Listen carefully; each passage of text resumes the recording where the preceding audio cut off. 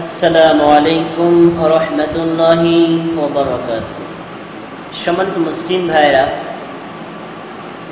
সালাত নামক শ্রেষ্ঠ ইবাদতটি অবশ্যই রাসূলের তরিকা অনুযায়ী সম্পাদন করা প্রত্যেক মুসলিমের জন্য বাধ্যতামূলক।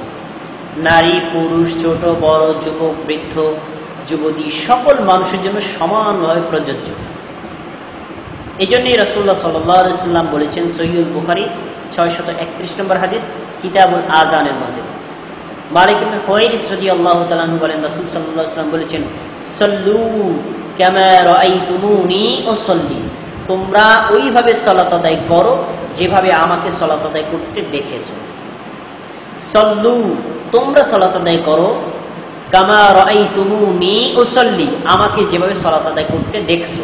তার মানে প্রত্যেক মুসলিমের জন্য জরুরি এবং বাধ্যতামূলক হলো সালাতের যাবতীয় তরিকা রাসূল সাল্লাল্লাহু আলাইহি ওয়াসাল্লাম থেকে গ্রহণ করবে। কোন মাযহাব, ফিরকা, দল, ইমাম, পীর, বুজুর্গ, সুফি, সন্ন্যাসী, আলেম, ওলামা, মুফতি, মাওলানা কারো দেখানো তরিকা অনুযায়ী হবে না, অবশ্যই একমাত্র রাসূল সাল্লাল্লাহু আলাইহি ওয়াসাল্লামের দেখানো তরিকা অনুযায়ী হতে হবে। তিনি বললেন, আমাকে তোমরা যেভাবে সালাত আদায় করতে দেখেছো সেভাবে সালাত আদায় করো। প্রিয় মুসলিম ভাইরা, অত্র হাদিসটি থেকে একটা প্রশ্ন উত্থাপিত হতে পারে, সেটি হল এই, রাসূল সাল্লাল্লাহু আলাইহি ওয়াসাল্লাম সাহাবীদেরকে বললেন, আমাকে তোমরা যেভাবে সালাত আদায় করতে দেখেছো সেভাবে সালাত আদায় করো। হয়তোবা এই হাদিসটি তাদের জন্য প্রযোজ্য, আমাদের জন্য প্রযোজ্য নয়। কেন? এটা এজন্যই যে তারা রাসূল সাল্লাল্লাহু আলাইহি ওয়াসাল্লামকে সরাসরি দেখেছেন, কিভাবে তারা রাসূল সাল্লাল্লাহু আলাইহি ওয়াসাল্লাম সালাত আদায় করেছেন। আমরা তো এখন রাসূল সাল্লাল্লাহু আলাইহি ওয়াসাল্লাম দেখতে পাচ্ছি না, তিনি তখন মৃত্যুবরণ করেছেন, কবরে শায়িত রয়েছেন। আমরা এখন কিভাবে দেখব আর সালাত আদায় করব?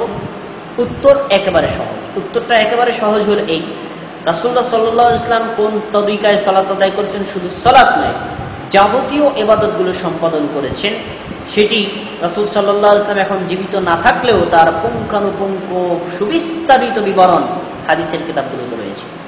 যেমন সহিহুল বুখারী, সহিহুল মুসলিম, তিরমিজি, আবু দাউদ, নাসাই, ইবনে মাজাহ, মুওয়াত্তা মালিক, মুসনাদে আহমদ, সহিহ ইবনে হিব্বান, সহিহ ইবনে খুজাইমা, এই জাতীয় প্রসিদ্ধ যে সকল হাদিসের কিতাবগুলো রয়েছে, এই সকল হাদিসের কিতাবে রাসূল সাল্লাল্লাহু আলাইহি ওয়াসাল্লামের যাবতীয় আমল, বিশেষ করে সালাতের সম্পূর্ণ তরিকাগুলো উল্লেখ করা রয়েছে। এখন আপনি যদি চান আমি রাসূল সাল্লাল্লাহু আলাইহি ওয়াসাল্লাম যেভাবে সালাত আদায় করেছেন সেইভাবে সালাত আদায় করব, তাহলে রাসূল সাল্লাল্লাহু আলাইহি ওয়াসাল্লামকে আপনাকে সরাসরি দেখা জরুরি নয়, বরং তিনি যেই পদ্ধতি সালাত আদায় করেছেন সেই পদ্ধতিগুলো সাহাবায়ে কেরাম বর্ণনা করেছেন, আর তাবিগণ সেটা শুনেছেন এবং লিখেছেন, তাবিগণ সেটা গ্রন্থাকার সংকলন করেছেন। অবশ্যই আমরা যদি সেই রাসূলের দেখানো তরিকা অনুযায়ী সালাত আদায় করতে চাই, আমাদেরকে অবশ্যই এই হাদিসের কিতাবগুলো ফলো করে সালাত আদায় করতে হবে। হাদিসের কিতাবগুলো যে সকল হাদিসগুলো দেওয়া আছে, আপনি শাব্দিক অর্থ অনুযায়ী অনুবাদ করবেন, সেখান থেকে যেই সালাতের পদ্ধতিটা পাবেন সেই পদ্ধতি অনুযায়ী সালাত আদায় করবেন। ওই পদ্ধতির সাথে যদি আপনার দেশের ইমাম, মুফতি, মাওলানা, পীর, বুজুর্গ, সুফি, সন্ন্যাসী, আলেমদের সাথে না মিলে, তাহলে এই সকল ব্যক্তিদের তরিকা বাদ দিয়ে আপনি হাদিসের তরিকাটা গ্রহণ করবেন। এটাই হলো গ্রহণযোগ্য তরিকা। কেননা আমি ব্যক্তি হিসেবে ভুল করতে পারি, ইমাম, মুফতি, মাওলানা, আলেম, ওলামা এই সকল ব্যক্তিবর্গ ভুল করতে পারে, কিন্তু হাদিসের কিতাবগুলোতে রাসূল সাল্লাল্লাহু আলাইহি ওয়াসাল্লামের যে তরিকা দেওয়া আছে তার মধ্যে বিন্দুমাত্র ত্রুটি এবং ভুল নেই। অবশ্যই আপনাকে সেই তরিকায় সালাত আদায় করতে হবে। একটা বিষয় আপনাদেরকে সতর্ক করতে হয়, হাদিসের অনুবাদ এবং হাদিসের ব্যাখ্যার ভিতরে যথেষ্ট পার্থক্য রয়েছে। রাসূল সাল্লাল্লাহু আলাইহি ওয়াসাল্লাম যেই তরিকায় ইবাদত করেছেন সেই তরিকাগুলোই ফলো করতে হবে। সেই তরিকাগুলোর ব্যাখ্যার খুব কম প্রয়োজন হয়। হয়তো এর ভিতরে 100 বিষয়ের ভিতরে 10টা বিষয়ে ব্যাখ্যার প্রয়োজন হতে পারে, বাকি 90টাই হুবহু তিনি যা করেছেন তা করতে হবে।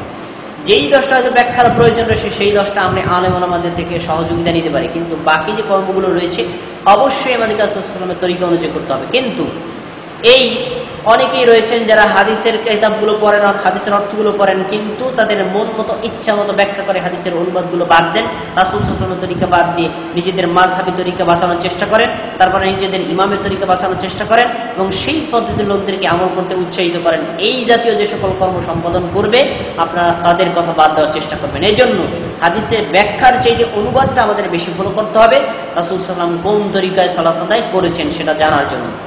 সম্মানিত মুসলিম ভাইয়েরা, এই পদ্ধতি আমরা সালাত আদায় করলে অবশ্যই ইনশাআল্লাহ তাআলা আল্লাহ সুবহানাহু ওয়া তাআলা আমাদেরকে সালাত এবং মুসল্লি বলে গণ্য করবেন, আমাদের সালাত বলে কবুল করবেন।